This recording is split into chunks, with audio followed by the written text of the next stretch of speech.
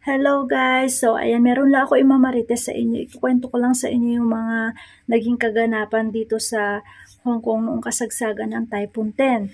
Alam niyo ba, nung habang naglilinis ako sa may TV room ni Lola, matatanaw mo talaga ganito katindi yung lakas ng pag-wave ng mga puno dahil sa lakas ng hangin.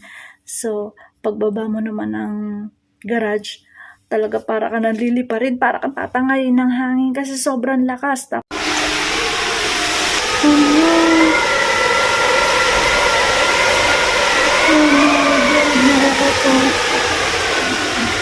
Tapos sa ibang parte naman ng Hong Kong, sa ibang lugar, may isang babae habang naglalakad, talagang tinangay siya ng hangin. Ang layo nung narating niya. Tapos ito naman yung sa part ng Sai Kung, talagang binaha ang Sai Kung kasi napapaligiran talaga ng dagat ang Sai Kung, kaya ang taas ng baha.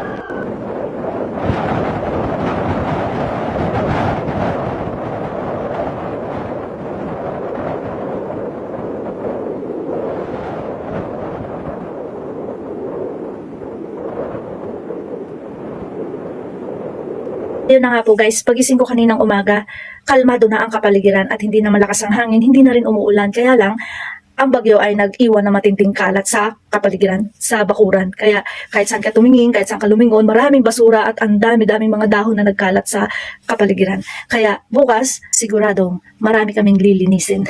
Hello guys, so eto na. Kahapon sobrang lakas ng hangin, ang lakas ng ulan, pero ngayon kalmado na. Kalmado na, kaya lang ganito karumi. Ganito karumi ang paligid. O yan, eto ang dinaanan ng bagyo. Ganyan. Karumi. Ngayon. Ayan, nagkalat ang mga dahon sa buong paligid. Point. Wala, grabe oh. Yung sa kalsada, puno ng mga dahon. Ayan. Kalmado na. Hindi na sumasayaw ang mga puno. Kaya lang, nangalagas. Nangalagas ang mga puno. Point. So, ayan. Ito ngayon ang itsura ng kapaligiran dito, guys. Hala, daming mga dahon. Ayan, kalmado na. Hindi na malakas ang hangin ngayon. Kaya lang tingnan nyo yung kalsada, punong-puno ng dahon. Ayan. Akyat tayo. Hala, yung antena, oh. Nalaglag na. So, ayan po guys. Andito naman tayo sa harapan ng bahay ni Lola. Ito yung pinakabungad. At makikita nyo po, ganyang katindi yung kalat na iniwan ng Typhoon 10 na si Saula. So, ayan, maglilinis po ako ngayon para maging maaliwalas naman ang kapaligiran. Ayan, ganyang katindi yung aking lilinisin. Ganyang karami yung mga dahon na nagkalat sa bakuran. Ayan. Guys, ang swimming pool ni Lola, umaapaw. At saka puno na ng dahon. Ayun, may payong pa na lumipad. Ayan.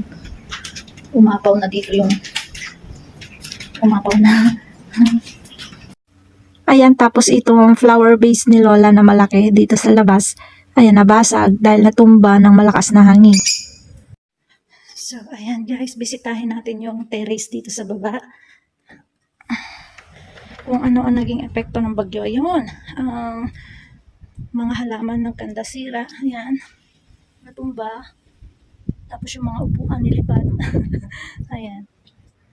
Tapos kanina, itong mga to, nakatumba dito, itong mga halaman na to, natumba yung mga yan. Inilipad ng hangin. Pati ito, natumba rin yung halaman na yan kanina. Tapos, itinayo lang ni Lolo. Ayan. Ngayon naman naakyat tayo doon sa taas, kasi doon meron pang isa pang terrace. Akyatin natin, bisitahin natin yung terrace doon sa taas. So, ayan po guys, sinisimulan ko na pong linisin ang kalat na dinulot ng Typhoon 10 na si Sala. Ayan, so apakadami talagang mga damo. Ayan, kaya linisin natin para maging maaliwalas naman ang ating kapaligiran. In my face, work a job every day till your dreams fade away. Like a card, never change. Play the game, now we say I need a break. Time staying strong, need to move on to be what I want. I'll keep